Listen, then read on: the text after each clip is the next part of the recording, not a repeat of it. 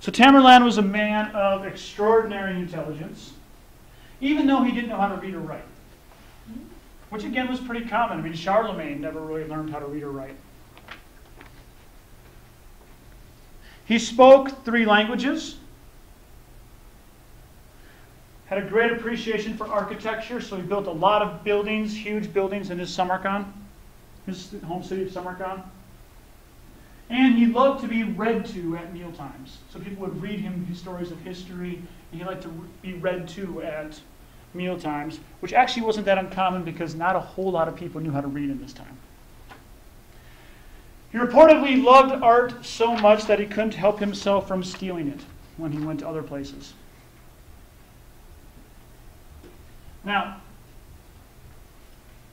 he was a nomadic ruler, and his army was a wide combination of people. He shared a lot of characteristics with Genghis Khan. He didn't care where you were from as long as you fought for him, and he would let you come into his empire. He had a whole bunch of different people. Muslims, Christians were actually in his military, Turks, Tajiks, Arabs, people from India. It was a wide variety of, just like Genghis Khan, a lot of religious tolerance, tolerance of different languages and people. They were united under him. He had a plan to take over India and also take over China. None were successful, but as you can see where his empire went to, he was able to conquer large parts of North Africa, Persia, all the way into parts of Europe, and even, like many conquerors, got to the gates of taking over more of Europe, but didn't quite finish. And you can see, he actually took over large parts of the Byzantine Empire and was nearly as big as the Roman Empire. So he almost retook over the Roman Empire. Continuing, he wanted to revive the Silk Road. The Silk Road had been shut down. It was rebuilt, the Mongols used it again. He wanted to revise and control the Silk Road for trade.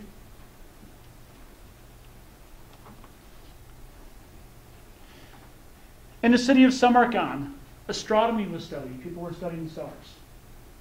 So while he was like a nomadic fighter, he had a city, and Samarkand was a capital of education at this time. His goal was to retake over China. So China, under the Yuan dynasty. Who actually ruled the Yuan dynasty? The Mongols. Then, after China expels them or gets rid of the Mongols, the Ming dynasty comes back. So this was the only time China was conquered. This is when the Mongols took it over, and that was the Yuan dynasty. Timur wanted to retake China. So, the Emperor Hongwu, who I believe is also a vocab word, the Emperor Hongwu sent tributaries and tried to make peace with Timur. But Timur wanted still to take the land, so he sent his troops to come in. But what happened was, he was 70 years old at this time after a lifetime of conquer, and Timur actually dies on the way there. His generals told him, wait till spring. Don't go in the wintertime to launch this attack. Because in wintertime it would be harder for soldiers to move. It's colder, the conditions aren't as good. He was impatient and he wanted to take over. He was actually held in a leader. A leader is like when you hold someone on your shoulders and you carry him. That's how he was brought into battle in his last attack against China. However, he dies on the way there, and the dream of taking over China dies with him, and it doesn't happen. The Chinese continue the Ming dynasty, and the Chinese grow in power. And eventually, when Timur dies, his empire breaks apart and goes away. So with our nomadic conquerors, we see a theme with them. They're really good at conquering. Whole bunch of land, but they're not as good at administering it and keeping it. Usually when the big, strong leader dies, it breaks up into kingdoms, and then those kingdoms gradually fall apart. Does that make sense? Alexander the Great it happened to. Happened to Alexander the Great when he did it, happened to Genghis Khan, and it happened to Timur as well. Because nomadic people aren't used to running huge cities and huge empires. Questions about that at all? Was his funeral like Genghis Khan's funeral? No, because there's a huge mausoleum in Samarkand where you can see where he was buried. I've actually been there. So you can see where he was buried in Samarkand. My friend and I were hitchhiking through Uzbekistan. We stopped in Samarkand. It was pretty cool. So we actually saw that, and also the place where astronomy was studied. And what do they call those? Observatories? Yeah, observatories where you can actually look at the stars. We saw that too in Samarkand. So it's pretty awesome. So, all right, let's continue with the Ottomans. We're going to move on to the Ottomans real quick, and we're going to watch a video on this, and I'm going to get you guys talk about our DBQ and everything that's up. So, the Ottoman Empire, the rise of the Ottoman Empire. The Ottoman Empire traces itself back to Osman. Osman, Ottoman, kind of sounds the same. Osman the First is where the Ottomans trace themselves to. And they had an empire that lasted for 600 years. And it basically takes the land of Turkey, and actually takes a lot of the same land that Timur conquered. The Turks, as we were talking about last time, are able to slowly start taking over more and more of the Byzantine Empire, making their way into Anatolia, this area right here. And slowly but surely, it becomes more of a Turkish, more of a Muslim culture, less of a Roman Christian culture over time as the Turks come in and take over more and more land. Anatolia, we would call that Turkey today. It's right here. So it's commonly called Anatolia. Today it's Turkey for land of the Turks. And it was the Ottoman Turkish Empire for a long time until World War I. So, yeah, it was the Ottoman Empire until 1918, I believe. I'll double check that. So, they said their capital is at a city called Bursa. B-U-R-S-A was the capital of the Ottoman Empire. And again, the Ottomans, they grow, but now I'm going to have to take a little break in history here. What happens is, the Ottomans slowly grow. They're more like molasses spreading. They're slowly able to take over more land in Anatolia. But then they lose their land because Timur comes and conquers them with everybody else. But then Timur falls, and what do the Turks do? They get their land back, and again slowly take over more and more land. So Timur becomes kind of like this break. He's like, all of a sudden Timur takes over a whole crap little land.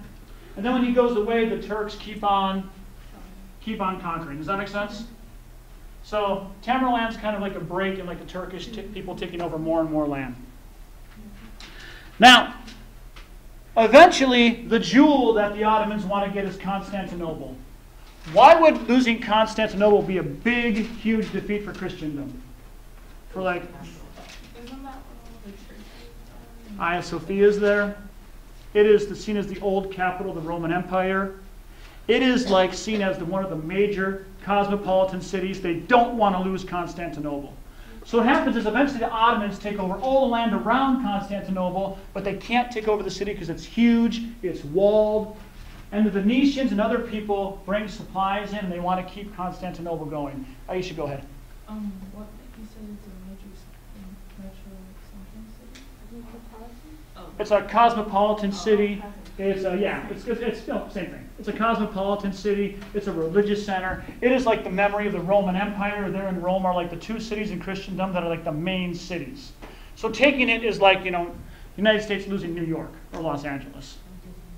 It would be a really big loss, or even more than that, I would say. So what happens is the Turks are able to take over all the land around it, and eventually a leader called Mehmed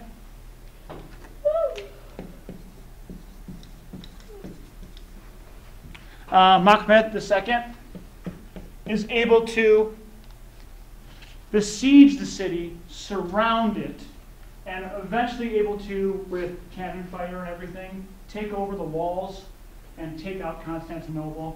And it changes from Constantinople to Istanbul.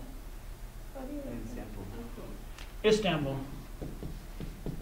And Istanbul, to this day, is a major cosmopolitan city, and it's actually one of the favorite cities I've ever been to in my life. It's just it's awesome, is all I can describe it. It is a city of 12 million people in Turkey today. It is a Muslim city, but it's a Muslim city where you can see like people dressed as modern as anybody right next to someone who might be wearing like, full garb and only have their eyes showing. It's more of a choice how you want to dress. Turkey is a very modern country. Istanbul is an awesome city because you got Roman ruins, Byzantine ruins, Turkish ruins, and even Greek ruins all around you. It is a cosmopolitan, just awesome place to be. But the Turks are able to take it over, and to this day, the Turkish people still have the city of Istanbul. And that becomes a big change, and it shows that, you know, the Muslim powers are able to come in, and this is a big blow to Christendom in Europe. But it's a huge victory for the Turks and for Islam. And the Hagia Sophia becomes a mosque. The Hagia Sophia becomes a mosque. Today it's a museum. It's not a mosque or a church, it's a museum. And you can see the Christian works and the Muslim works in the same building. It's pretty cool. What year was the turn? 1453 is when Constantinople's taken over. So I'd have to double check it, Aisha, but I'm pretty sure it probably would have been the same year. Probably would have been the same year. Okay?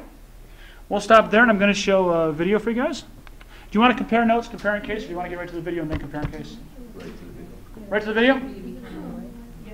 Okay, then we'll compare in case afterwards. From the same series, which is just awesome, Islam, Empire of Faith. And I will begin the video right now. Uh-oh, did I mute it? No, I didn't. I turned it off for the buzzing.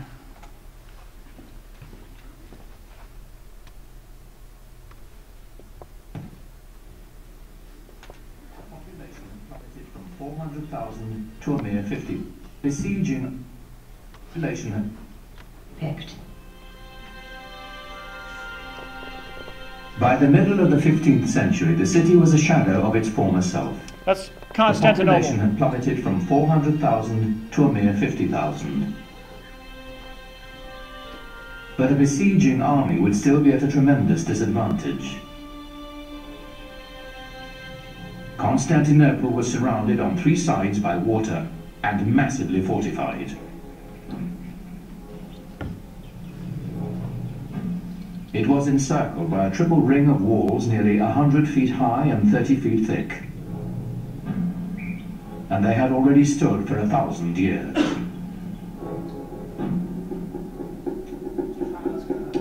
But Mehmet had an answer for these walls.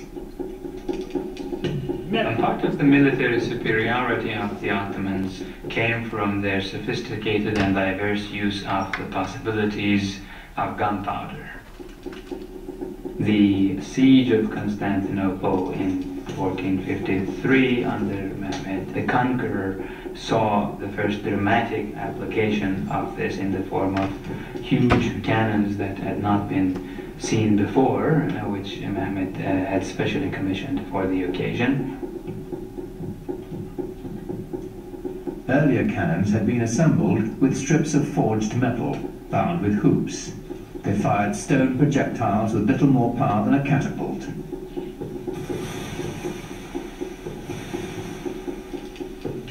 A new breed of cannons could be cast of solid bronze and packed with enough gunpowder to propel metal cannonballs with staggering force. But Mehmet was not staking his hopes on cannon alone. The mile-wide channel of the Bosphorus Strait was all that connected the city to the Black Sea. If he could cut it off, Constantinople would be at his mercy.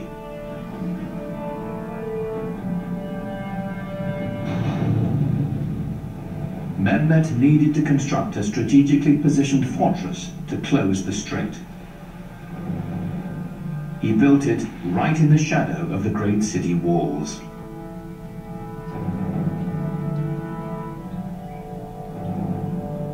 It took less than 4 months to build a massive 7-towered citadel called Rumeli Hisar.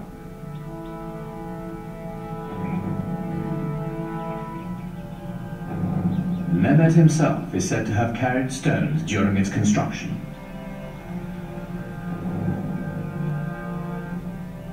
No sooner was it completed than he tightened his noose round the neck of the Bosphorus. The first ship to defy his orders to stop was sunk, its crew decapitated and its captain impaled on the castle walls.